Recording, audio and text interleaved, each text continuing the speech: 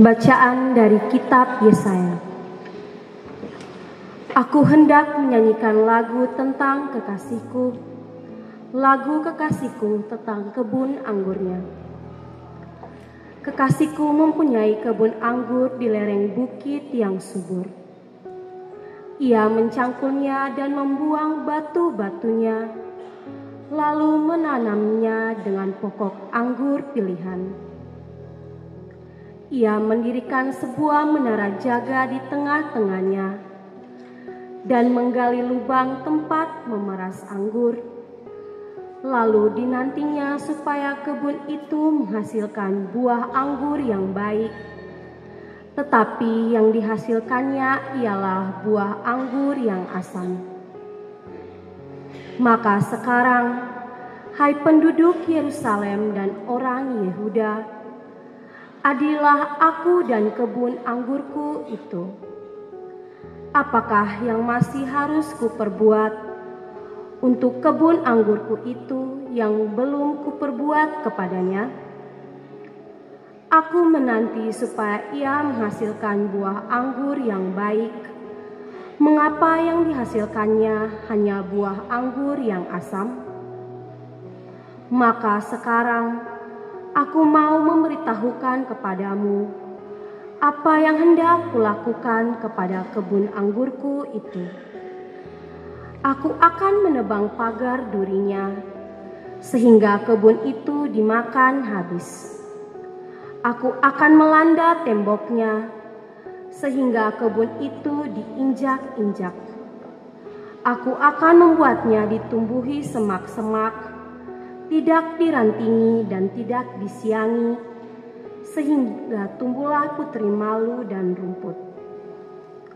Aku akan memerintahkan awan-awan supaya jangan menurunkan hujan ke atasnya.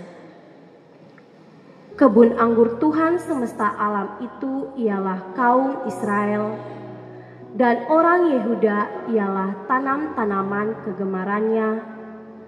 Dinantikannya keadilan, tetapi hanya ada kelaliman. Dinantikannya kebenaran, tetapi hanya ada keonaran. Demikianlah sabda Tuhan.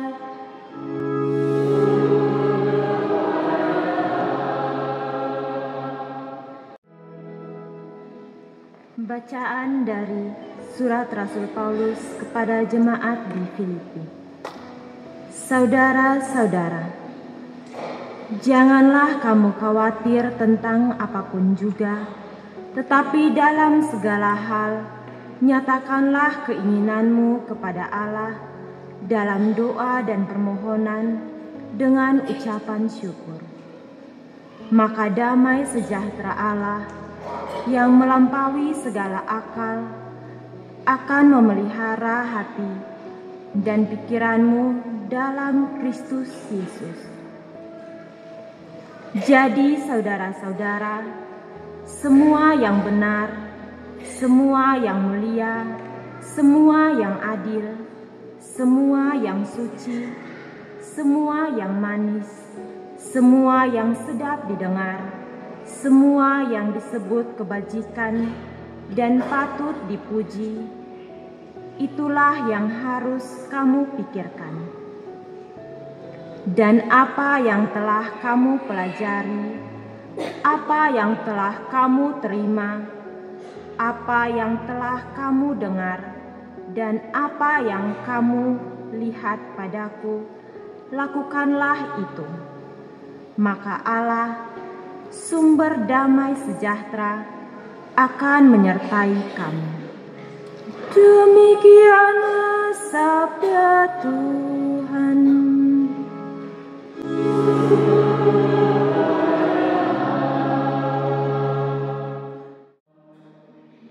Tuhan bersamamu.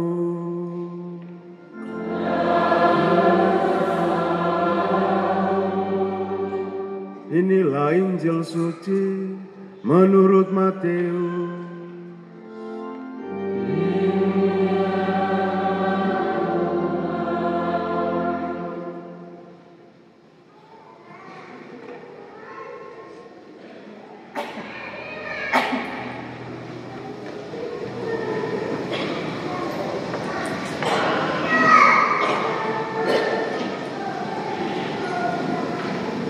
Sekali peristiwa, berkatalah Yesus kepada imam-imam kepala dan tua-tua bangsa Yahudi, "Dengarkanlah perumpamaan ini. Ada seorang tuan tanah membuka kebun anggur dan membuat pagar sekelilingnya. Ia menggali lubang tempat memeras anggur dan mendirikan menara jaga di kebun anggur itu. Kemudian ia menyewakan kebun itu kepada penggarap-penggarap, lalu berangkat ke negeri lain. Ketika hampir tiba musim panen, ia menyuruh hamba-hambanya kepada penggarap-penggarap itu untuk menerima hasil yang menjadi bagiannya.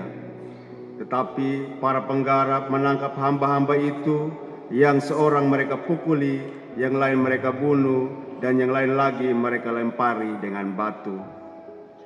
Kemudian Tuhan itu menyuruh pula hamba-hamba yang lain, lebih banyak daripada yang semula. Tetapi mereka pun diperlakukan sama seperti kawan-kawan mereka.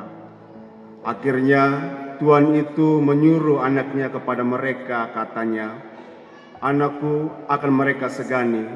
Tetapi ketika para penggarap melihat anaknya itu, mereka berkata